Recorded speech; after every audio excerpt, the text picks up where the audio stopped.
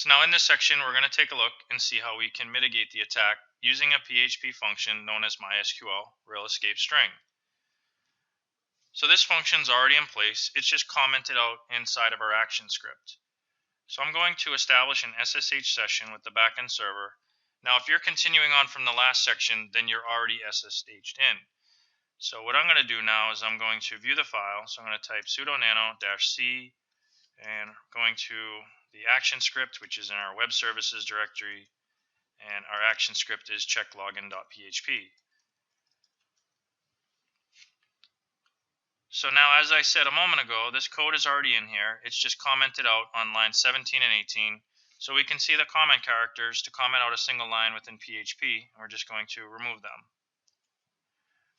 So now what happened before was essentially we retrieved everything that was entered into the username and password input fields via the post, and we stored that information inside the variables my username and my password. We then took all of that stuff that we retrieved from those input fields and then allowed that to be passed down to our query statement. But what's going to happen now is instead of passing it straight down there, we're going to run it through this other function. So you can see here we're now taking these variables, passing them as an argument to this function. Now what this function is going to do is it's going to prepend a backslash to any characters that MySQL deems as malicious to the database. Now the reason that they're prepending this slash character is because that's known as the escape character with MySQL.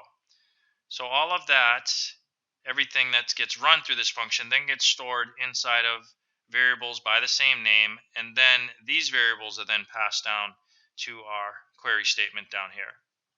So now that we have that in place, let's verify that this mitigates the attack. So I'm going to do a Control X, hit Y to save, hit Enter. I'm going to minimize the terminal and go over to the browser and hit the back key. So this is where we left off. I'm going to attempt to log in, and we're going to see wrong username or password.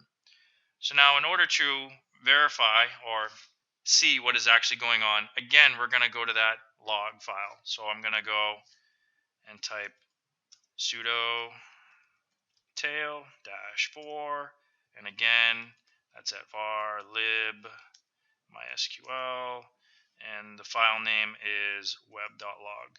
So something I didn't tell you in the last section was that this log file, it basically is pulling from the host name. So if you had a different host name in here, then your log file would be of that name.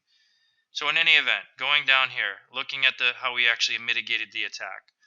So before we said that our single quote over here was delimiting what was supplied to the username input field. And because we were allowed to enter in single quotes within the input field and they were allowed to be passed down to our query statement, it actually altered the PHP statement. So now what we're doing is, because we ran it through that function, the single quotes are now being escaped out, and what our username is now is actually starts there and comes down to here. So this is not a match in the auth users database table as a valid username. So we prevented our query statement down here from being altered, and this mitigated the attack.